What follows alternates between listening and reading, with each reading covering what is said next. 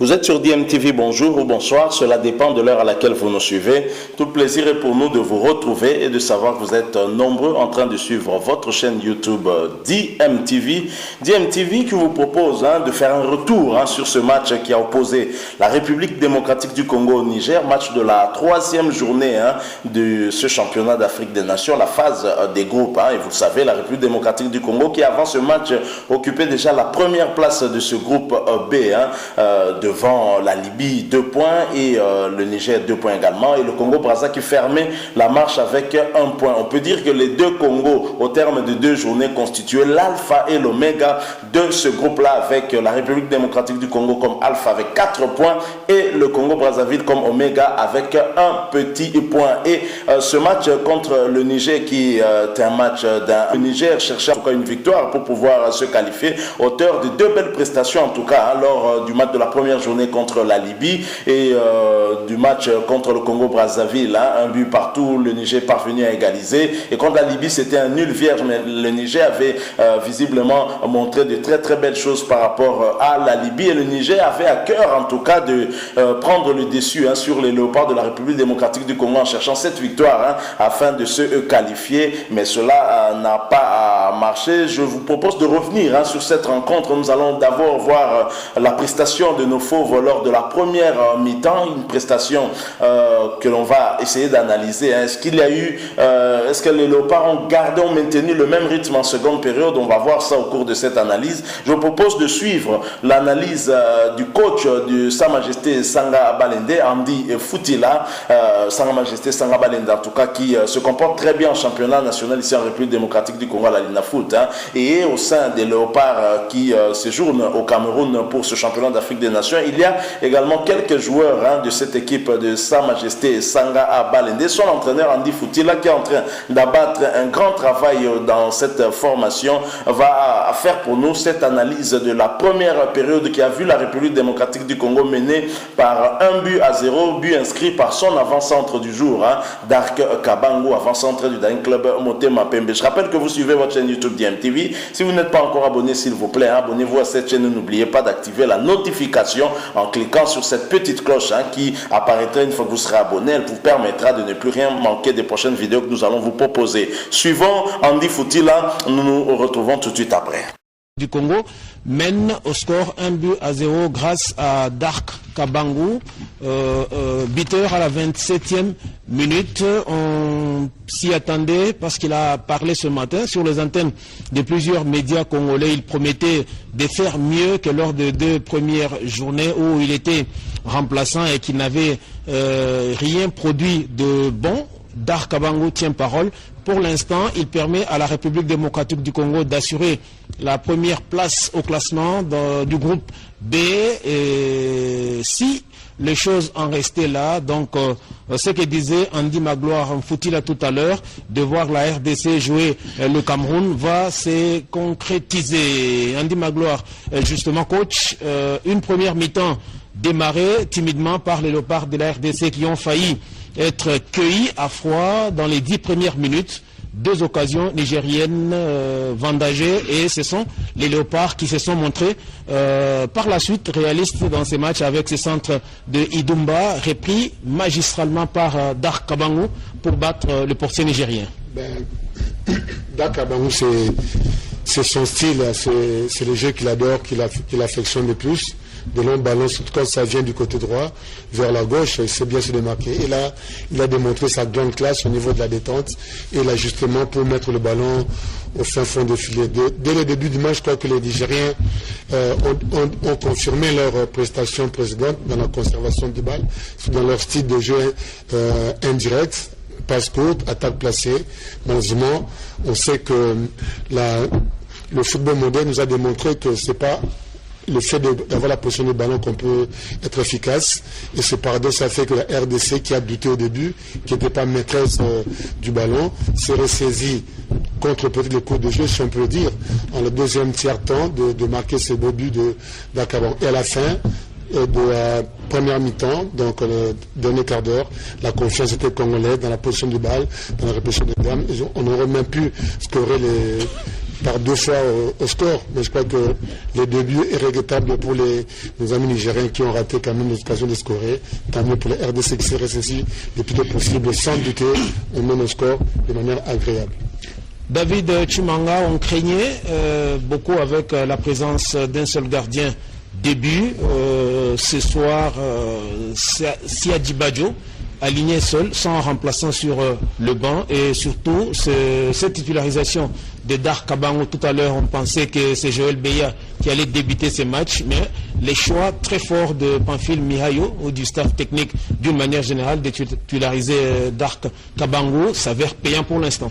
Oui, mais vous savez, d'abord, quand vous regardez un peu depuis que les Léopards ont commencé à jouer, vous vous rendrez compte que la défense joue un très grand rôle par rapport aux gardiens. Vous allez vous rendre compte que même lors du dernier match que nous avons joué, à part l'occasion qui avait amené le but, n'est-ce pas, et l'occasion enrayée par les gardiens Mabrouki, il n'y avait plus d'occasion. Ça veut dire que la défense essaie de jouer quand même un très bon rôle. Et devant, effectivement, la RDC avait commencé avec un jeu quelque peu timide au vu des assauts, n'est-ce pas, des équipes nigérianes, de l'équipe nigérienne. Mais nous avons été sauvés. Pourquoi? Parce qu'à un certain moment, on a pu poser les ballons, il y avait un bloc compact de l'équipe nigérienne, n'est-ce pas, qu'il fallait contourner, soit par de petites passes ou de longues balles. C'est comme ça qu'au niveau, à la 27e minute, nous avons eu Idumba qui a réussi à trouver Dark Kabango qui est bon de la tête. Et là, je pense que cela a fait un plaisir à tous les Iraniens, surtout les majors de Chomoual depuis Goma, qui a fait en sorte que ce but puisse sauver la RDC. Et je pense que maintenant, là, il faut voir comment est-ce qu'il faut toujours poser le jeu, essayer de contourner, parce que cette équipe maintenant pourra venir à l'abordage et il faut réussir à toujours contourner pour éviter le bloc défensif de cette équipe nigérienne. Une équipe, Marius Katenda, de la RDC qui joue assez bien, contrairement à son match contre la Libye. On sent aujourd'hui que toute l'équipe est en train de tourner. Le cas du capitaine Michel Mika qui était resté l'ombre de lui-même face à la Libye, mais aujourd'hui qui a élevé son niveau des jeux, mais qui manque un peu de réalisme parce qu'il y a eu beaucoup d'occasions ratées par les Congolais, pour ne pas parler des attaquants, mais les Congolais d'une manière générale, ils dominent. Mais ils ne savent toujours pas prendre de l'avance dans ce match. Il faut reconnaître que le jeu, on le sort par rapport à l'adversaire. Si la RDC n'avait pas très bien joué face à la Libye, effectivement parce que la Libye est une très grande équipe, contrairement à l'équipe nigérienne qu'on est en train de voir tout à l'heure. Mais je pense qu'en dehors du fait qu'on a loué le bon côté de défenseurs congolais qui jouent très bien, qui posent le ballon très bien, mais je pense qu'il y a de pertes de ballon qu'il faut relever, qu'il faut éviter en seconde période pour que le pire ne nous arrive. Sinon, nous allons, comme vous l'avez dit, regarder cette équipe nigérienne qui joue effectivement en bloc, qui part à l'abordage et qui prend le risque. Je pense que ça va être très difficile pour notre équipe si effectivement on prend garde dans la perte de ballon qui se constate au niveau de la défense, c'est qui avait occasionné d'ailleurs, qui avait donné 2 occasions de scorer à cette équipe nigérienne, mais malheureusement qui avait été vendagée par les attaquants. Une équipe coach Andy de la RDC il y a du mal à boucher tous les espaces parce qu'on sent que malgré l'avance prise au tableau d'affichage, mais c'est une équipe capable de se faire rattraper au Marocois parce qu'il y a beaucoup d'espaces qui sont laissés par les milieux, beaucoup plus de cette équipe de la RDC. On sent qu'il y a cette incompréhension entre Massassi Amédé et Michel Mika qui par moments ont tendance à se télescoper. Non, je ne vois pas ça de la sorte. Moi je pense que la cohésion vient au fur et à mesure. C'est déjà mieux que le premier match. C'est encore mieux que le précédent match contre les Libyens. Donc il faut leur faire confiance. Ils doivent apprendre à se compléter. Michel c'est plus d'un côté qu'il est penché pour organiser et Massassi gaucher qu'il est avec Bengo. Il essaie d'alimenter avec l'Ilépo, le côté gauche où il y a encore le Zolo qui porte bien. Moi, le côté fort de la RDC, c'est ce côté gauche. Là, il y a beaucoup de gauchers qui se complètent bien. Non, moi, je pense que s'alarmer, non. Depuis qu'on a marqué le but, la confiance est congolaise. Et même dans les transitions défense-attaque, on sent les Congolais récupérer les ballons et commencer à porter et à percuter. Je crois qu'en laissant les ballons nigériens, la RDC à l'aise parce que la défense est bien en place. Une fois qu'on récupère les ballons, c'est là qu'on doit le plus possible de faire des combinaisons qu'on a tentées de manière rapide pour que Kabango puisse s'isoler et récupérer ses ballons en profondeur qui est en train de donner le solo et Djouma.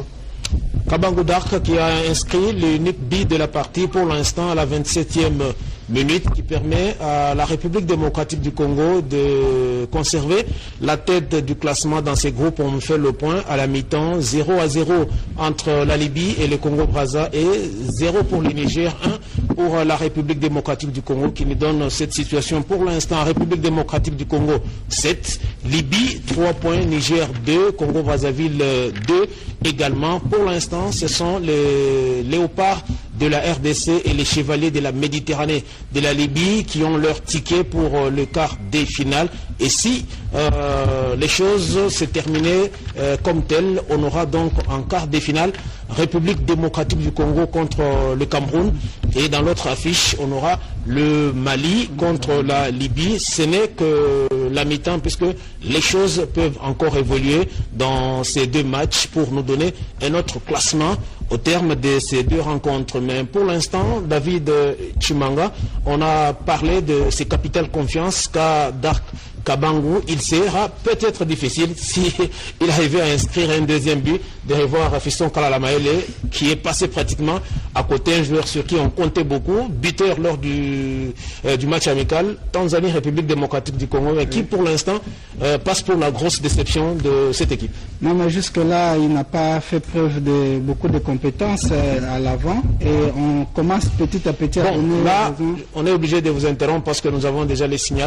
Voilà, nous sommes de retour. Vous venez d'écouter là les analyses au niveau de la RTNC à la mi-temps où la République démocratique du Congo a brillé par une belle prestation, malgré que les Niger s'étaient procuré en tout cas des occasions nettes début, surtout en début de rencontre, à la suite en tout cas de ces hésitations au niveau de la défense, surtout du côté droit avec Djouma Achabani et même dans notre axe central.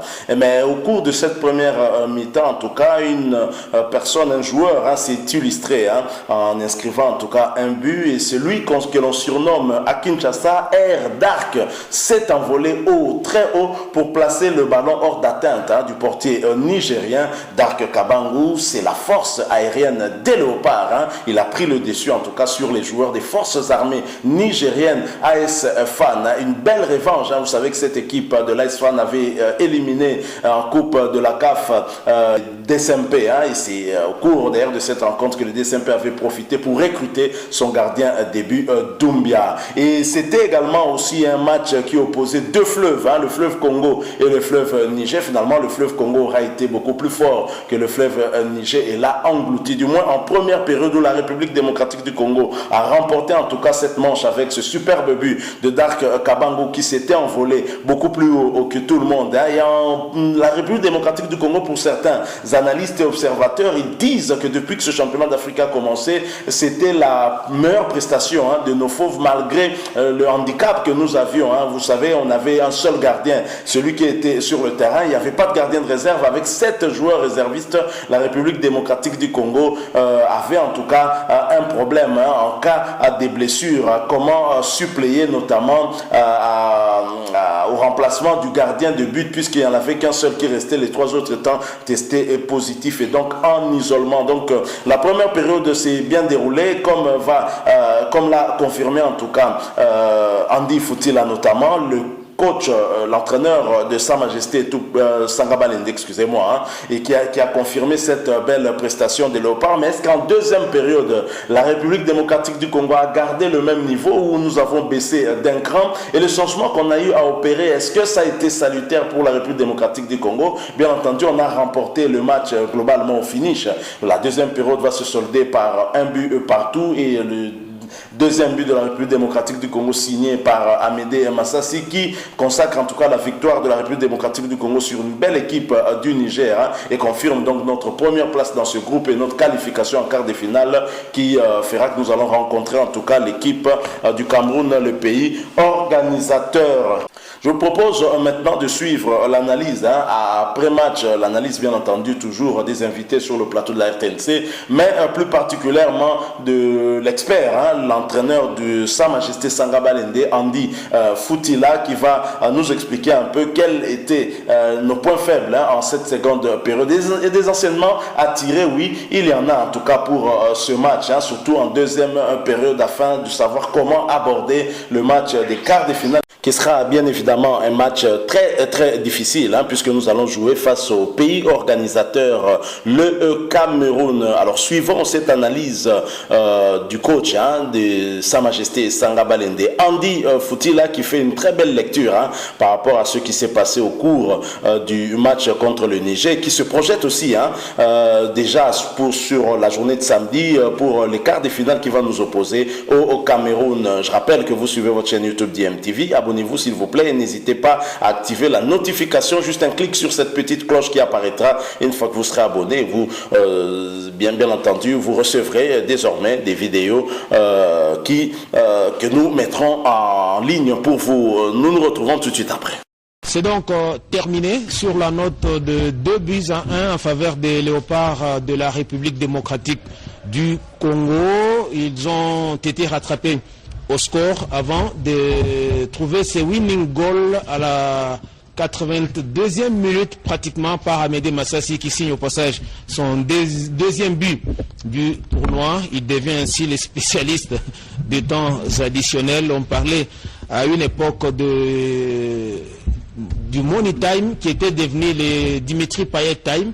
Aujourd'hui, on est tenté de parler d'Amédée Massassi Time parce que il en devient spécialiste. Ça fait 2 buts pour lui et 2 buts inscrits dans les ultimes instants du match. Andy Magloire Foutila, c'est une victoire, certes capitale pour la République démocratique du Congo, mais qui laisse beaucoup de leçons parce qu'on a senti une équipe qui a évolué en dents de scie. Le temps que les Nigériens sont revenus au score, ils ont mis la main sur les matchs ou le pied sur le ballon au point d'inquiéter la RDC parce qu'on a vu la tension ou la pression changer de camp. Oui, l'équipe nigérienne a su accélérer pour chercher l'égalisation. Balle au pied, ils avaient un collectif bien que jouant lent en premier mi-temps, mais en deuxième mi-temps, ils ont senti qu'il y avait peut-être un relâchement de notre côté. Et quand ils ont égalisé, ils ont bénéficié encore de capital confiance. Et jusqu'à la fin, ils n'ont pas cru qu'ils auraient pu encaisser ce but dans les últimes minutes. Je crois que c'était quand même dommage pour eux parce qu'ils ont vraiment cru avec les meilleurs joueurs du match, leur Lego. Ça, c'est une équipe quand même qui certes regrette leur défaite, mais je crois qu'ils ont bien joué en deuxième mi-temps. Et la RDC, bon, c'est la dynamique du groupe, de victoire en victoire. L'équipe va aussi connaître de bons moments, en espérant qu'en quart de finale, ça va nous sourire aussi. Un adage coach dit que les lions ne se mangent pas entre eux. Il y a ces changements qui a laissé à désirer la montée de Wango à Etiela, qui a pratiquement perturbé le déroulement du match côté congolais. Comment avez-vous jugé ces remplacements de Aïchela? Bon, j'aime pas, je connais pas trop les joueurs. Nous, on va dans la gestion du match. Je pense qu'il fallait quand même un joueur d'autre tempérament. Ça aurait pu être notre joueur qu'on a vu, Jérémy Bassilois. Il aurait pu rentrer à la place de ce garçon. Ça aurait pu changer parce que le RDC avait besoin d'un joueur d'accélération, d'animateur de jeu. Je crois que Aïchela, c'était pas le profil idéal à ce moment-là pour le match de ce soir. 2-1 dans cette affiche qui a opposé la RDC au Niger, alors que le Congo-Brazza a dominé la Libye 1-0. Les deux Congos qui s'étaient affrontés lors de la première journée dans ces groupes B sont curieusement qualifiés pour la prochaine étape. On l'a dit, Cameroun, République démocratique du Congo, Mali, Congo-Brazzaville, ce sont là les premières affiches de quart de finale de ce 6e chaîne qui va poursuivre son bonhomme de chemin. David Chimanga, c'est une équipe de la RDC qui a assuré l'essentiel, décimée par le coronavirus, mais les joueurs ont mouillé les maillots. Ils ont été motivés, galvanisés, et voilà qu'aujourd'hui, l'essentiel est fait. C'est les quarts de finale et il faudrait pour cela colmater certaines brèches. Oui, il faut le faire. Nous ne devons pas rester sur cette victoire. Vous savez que si nous regardons attentivement la deuxième mi-temps, elle est très différente de la première mi-temps. En première mi-temps, il y avait quand même, l'équipe avait posé les ballons par terre et les ballons étaient en train de circuler. Contrairement à la deuxième mi-temps, nous avons plus subi. Quand vous commencez à regarder à partir de début première mi-temps, deuxième mi-temps, excusez-moi, jusqu'à l'égalisation intervenue à la 73e minute, on ne jouait presque pas. La défense était devenue trop attentiste et même laxiste. Quand vous regardez les buts, ces joueurs ont marqué entre deux défenseurs congolais. Donc je pense que ce sont des comportements que l'équipe doit éviter, surtout lorsque nous sommes en train de chercher effectivement la qualification, parce que tout n'était pas encore gagné aussi longtemps qu'on n'avait pas le score final du match qui opposait la Libye à la République du Congo. Mais heureusement, encore un autre problème, c'est en termes de changement. Je pense que tous les différents changements opérés lors de cette deuxième mi-temps n'ont valablement pas apporté. C'est comme l'a dit le coach Andy, à la place de Haïti, là, on aurait mieux fait entrer Jérémy Bassila qui avait quand même qui a un autre jeu, qui a le type de notre tonus qui pouvait permettre à l'équipe d'avancer. Mais sinon, en gros, nous avons 50% à la fin du match. Le plus important, c'est les buts et nous avons 7 points. C'est quand même une très grande réussite. Je chute en disant seulement que la Libye, dans les contours, comme Evans l'avait dit, n'était pas vraiment la grande équipe, comme j'ai placé effectivement la République du Congo devant la Libye et voilà, ça s'est concrétisé. Evans, Marius, parce que nous devons déjà nous projeter dans ces quarts de finale, vous aurez certainement un mot à placer sur la prestation des fauves de la RDC qui ont assuré l'essentiel, déterminé en tête de ces groupes B. Mais physiquement, est-ce que vous pensez que cette équipe de la RDC aura du répondant devant une équipe camerounaise qu'on a vu jouer hier contre le Burkina Faso et qui déploie beaucoup d'intensité par rapport à une équipe comme la RDC? C'est la même question. Le coach Andy reviendra, mais avant, c'est d'abord vous, Evans. Merci, Jean Dédier. L'équipe congolaise, je ne pense pas qu'elle va vraiment tenir. Hein. Ça, c'est mon avis. Sur le plan physique, sur le plan de l'intensité de jeu, l'équipe camerounaise est beaucoup plus, comment je vais dire ça, coriace par rapport à l'équipe congolaise. Mais bon, en fait, ça, c'est sur papier. Il faudra voir les joueurs à l'œuvre pendant les 90 minutes qu'on va jouer contre l'équipe camerounaise. Mais notre souhait, c'est que le coach, les entraîneurs puissent donner un discours et placer le joueur de telle manière à ce qu'on puisse contrer l'équipe camerounaise qui a deux joueurs des grands gabarits par rapport à l'équipe congolaise. Et donc, nous devons tirer l'épingle du jeu par rapport au match que nous venons de voir tout à l'heure, colmater les brèches, voir là où ça n'a pas marché, parce que les erreurs que nous avons commises aujourd'hui contre l'équipe camerounaise, je ne pense pas que ça va pardonner. Nous aurons certainement le temps de revenir sur la prestation d'une manière générale des Léopards avant la deuxième phase. Coach Andy Magloire, faut-il en parler de l'impact physique par rapport au match à venir entre le Cameroun et la République démocratique du Congo? La RDC, c'est vrai, certains joueurs qui sont forts physiquement. Je prendrai le cas d'Amédée Massassi. Mais est-ce que dans l'ensemble, vous pensez qu'il y aura du répondant après ce match et ces efforts fournis contre le Niger? Mais pour faire la différence, pardon, je crois que le physique penche du côté de Cameroun. Le Camerounais est trop physique, parce que le physique dépend du mental, et le Camerounais est plus mental que nous. Nous, quelque part, il y a l'aspect technique et tactique qui arrive à faire la différence. Mais le Camerounais aussi, contre la RDC, j'étais là-bas, j'ai vécu là-bas 2 ans, j'ai compris qu'ils nous craignent. Tout en nous craignant, ils nous respectent. En nous respectant, je crois que ce sera un match très fermé, pas très ouvert. Ils vont nous craindre et en même temps, ils doivent montrer qu'ils sont indomptables, comme ils le disent. Et vous l'avez bien dit, des lions ne se mangent pas entre eux. Mais là, je crois que c'est un derby d'Afrique centrale qui mérite vraiment sa valeur.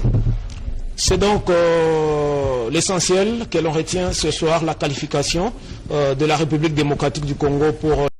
nous sommes de retour. Vous venez d'écouter Andy Foutila. J'ai aimé en tout cas son analyse et sa lecture par rapport à ce match qui va nous opposer en quart de finale du championnat d'Afrique des Nations le samedi prochain. Le Cameroun étant une équipe très physique. Mais déjà, faisons le point sur ce groupe. Bien sûr, nous savons que nous sommes qualifiés. La République démocratique du Congo a terminé avec 7 points en tête de ce groupe, ce qui lui permet en tout cas de passer en quart de finale et de pouvoir s'opposer au deuxième du groupe A qui est le Cameroun, étant donné que là-bas c'est le Mali qui s'en est sorti aussi avec 7 points. À noter aussi que c'est pour la toute première fois que la République démocratique du Congo termine la phase des poules du championnat d'Afrique des Nations sans connaître la moindre défaite.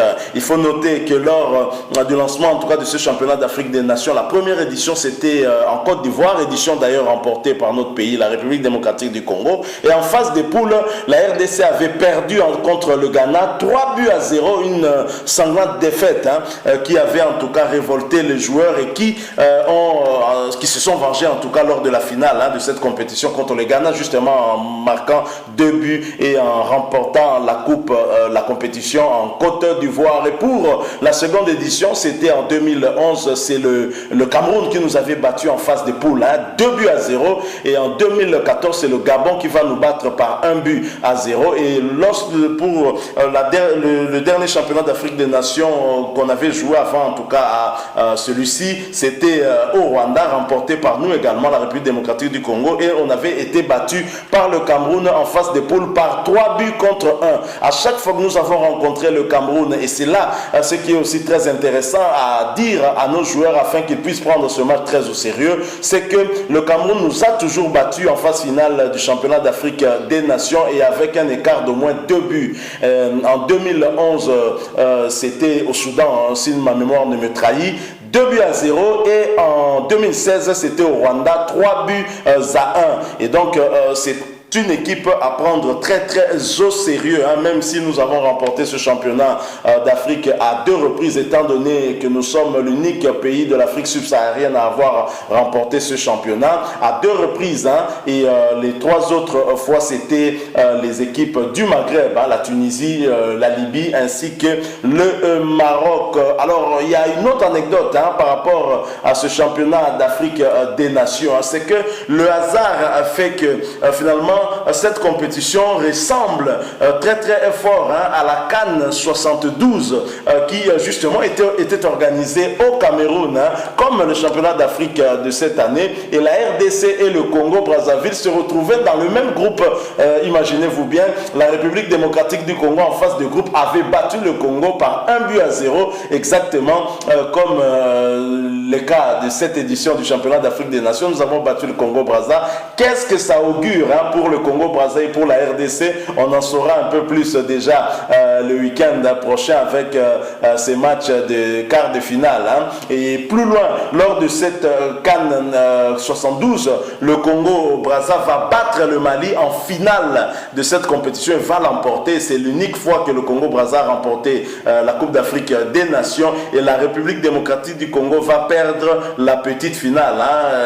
Elle se disputait en tout cas la 3e place et tenait, c'était contre le Cameroun. Qu'est-ce que ça augure pour nous? On verra bien.